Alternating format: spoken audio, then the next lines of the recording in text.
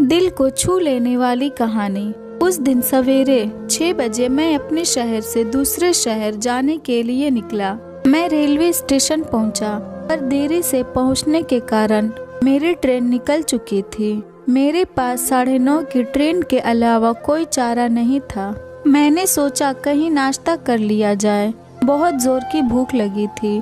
मैं होटल की ओर जा रहा था। अचानक रास्ते में मेरी नज़र फुटपाथ पर बैठे 2 बच्चों पर पड़ी। दोनों लगभग 10-12 साल के रहे होंगे।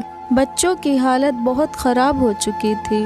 कमजोरी के कारण अस्थि पिंजर साफ दिखाई दे रहे थे। वे भूखे लग रहे थे। छोटा बच्चा बड़े को खाने के बारे में कह रहा था। बड़ा उसे चुप कराने की कोशिश कर रहा था। मैं अचानक रुक गया। दौड़ती भागती जिंदगी में यह ठहर से गए। जीवन को देख मेरा मन भर आया। सोचा इन्हें कुछ पैसे दे दिए जाएं। मैंने उन्हें 10 रुपए देकर आगे बढ़ गया। तुरंत मेरे मन में एक विचार आया, कितना कंजूस हूँ मैं। 10 रुपए से क्या मिलेगा? चाय तक ढंग से न मिलेगी। स्वयं भर शर्म आई, फिर वापस लौटा। मैंने बच्चों से कहा, कुछ खाओगे? बच्चे थोड़े असमंजस में पड़े। फिर मैंने कहा, बेटा मैं नाश्ता करने जा रहा हूँ, तुम भी कर लो। वे दोनों भूख के कारण तैयार हो गए। उनके कपड़े गंदे होने से होटल वाले ने डांट दिया और भगाने लगा। मैंने कहा, भाई साहब उन्हें जो खाना है वो उन्हें दो, पैसे मैं दूंगा।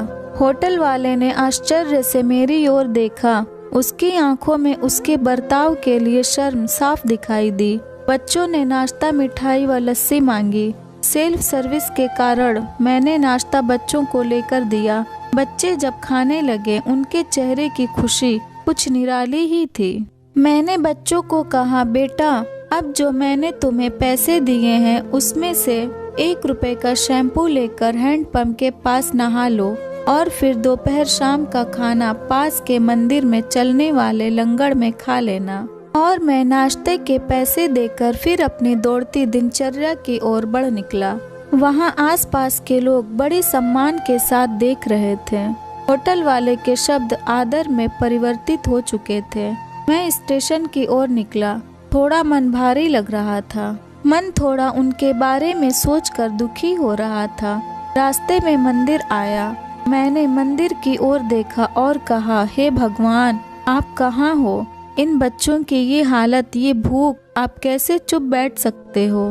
दूसरे ही क्षण मेरे मन में विचार आया, पुत्र अभी तक तो उन्हें नाश्ता दे रहा था। वो कौन था? क्या तुम्हें लगता है तुमने वह सब अपनी सोच से किया? मैं स्तब्ध हो गया। मेरे सारे प्रश्न समाप्त हो गए।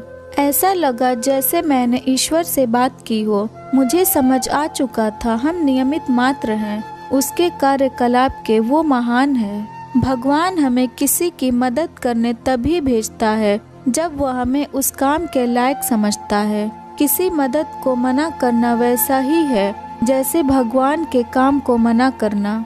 अतः आपको कोई भूखा या लाचार मिले या आपसे कुछ खाने के लिए मांगे तो आप अपने सामर्थ्य अनुसार मदद जरूर करें, क्योंकि स्वयं भगवान ने आपको इस काम के लिए चुना है। चलिए आज की सुहानी सुबह का शुभारंभ करें, कुछ इसी संकल्प के साथ कि भिक्षा वृत्ति को हम आगे बढ़ावा ना दें, लेकिन अशक्त, लाचार और भूखे की मदद हम जरूर करें। ईश्वर से प्रार्थना करें हमें सद्बुद्धि प्रदान करें और इस लायक बनाएं।